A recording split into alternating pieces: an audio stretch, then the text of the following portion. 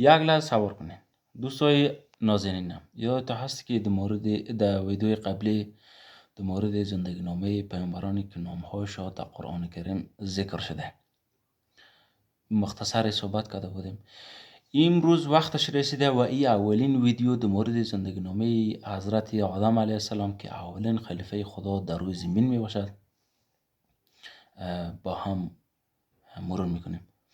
دوستای نازنینم، اگر این گونه ویدیوها را دوست دارید لطفاً چینل را لایک و سابسکرایب نمایید و برای ویدیوهای بیشتر اون زنگوله را نیز فشار دهید که بلا فاصله ما ویدیو اپلود کنیم شما مطلع میشید.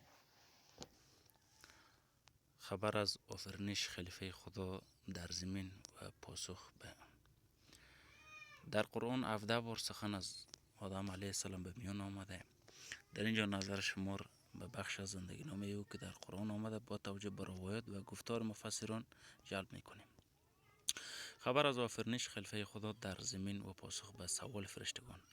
خداوند اراده کرد تا در زمین خلیفه و نماینده‌ای که حاکم زمین باشد قرار دهد، چرا که خداوند همه چیز را برای انسان آفریده است. موقعیت و لیاقت انسان را به گونه‌ای قرار داده تا بتواند به عنوان نماینده خدا در زمین باشد.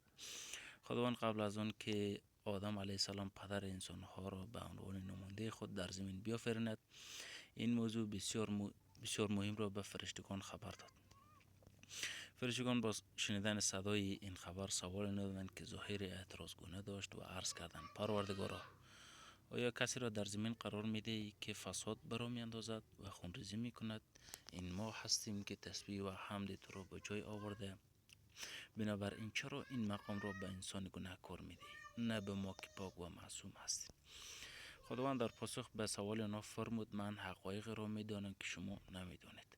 خداوند همه حقایق، اسرار و نام‌های همه چیز و استعدادها و زمینه‌های رشد و تکامل در همه ابعاد را به آدم علیه السلام آموخت و آدم علیه السلام همه آنها را شناخت. آنگاه خداوند آن حقایق و اسرار را به فرشتگان عرضه کرد و در معرض نمایش آنها قرار داد و به آنها فرمود: اگر راست میگویی که لیاقت نمایندگی خدا را دارید، نام اینها را به من خبر دهید و استعداد و شایستگی خود را برای نمایندگی خدا در زمین نشان دهید.